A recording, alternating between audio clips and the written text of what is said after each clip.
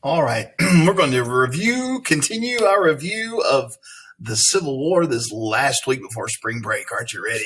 I'm ready for spring break. I'm ready to get out in my yard and plant some of my garden and maybe start mowing a little bit. It's coming soon.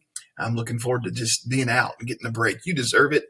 You've worked so hard, and I'm so proud of you. So let's finish strong this last week, okay? All right, this is also the last week of the 9 weeks, so you want to make sure you are giving your best for that grade card that'll be coming pretty soon. So we're going to look at a ReadWorks passage today, called Slavery, the Civil War, and Reconstruction, Fort Sumter and the First Shots of the Civil War. So we're going to dig in here to this passage, and this will be on the question set that you'll answer for me after we go through the reading here. In 1860, Lincoln was elected president. Not one single Southern state voted for him. Why do you think they didn't vote for him? Well, there was a lot of reasons we've read about, but the main reason was they thought he was going to try to end slavery, so they didn't vote for him.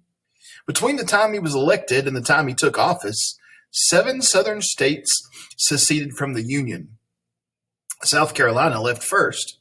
Not long afterwards, Florida, Alabama, Georgia, Mississippi, Louisiana, and Texas joined South Carolina.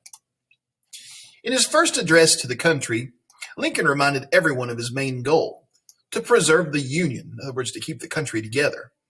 He said that his duty was to keep the states united. Everyone knew that this would mean war. The northern states would fight to win the southern states back. Lincoln was telling the rebel states that they could not simply leave the Union without any consequences. What was a rebel state? It was those states fighting against the government, right?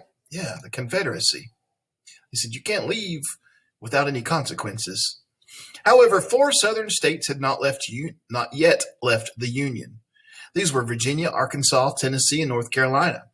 Lincoln wanted them to stay part of the Union.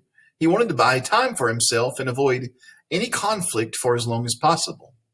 Once conflict began, he knew these states would probably join the Confederacy. But Lincoln did not have as much time as he hoped. A United States fort was located in South Carolina. Fort Sumter had not received supplies for a long time. The men there had very little left to eat.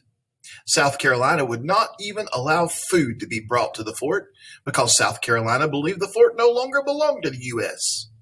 Lincoln knew he could not let this fort collapse. In other words, he couldn't let it give in to the South. He had to make sure this fort stayed strong. After all, it was one of the last strongholds of Northern power in the South.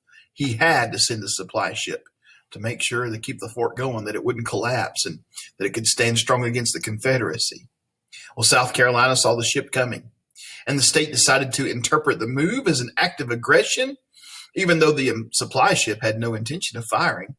Before the ship even arrived in South Carolina, the South Carolina troops fired on Fort Sumter. South Carolina demanded that the fort surrender.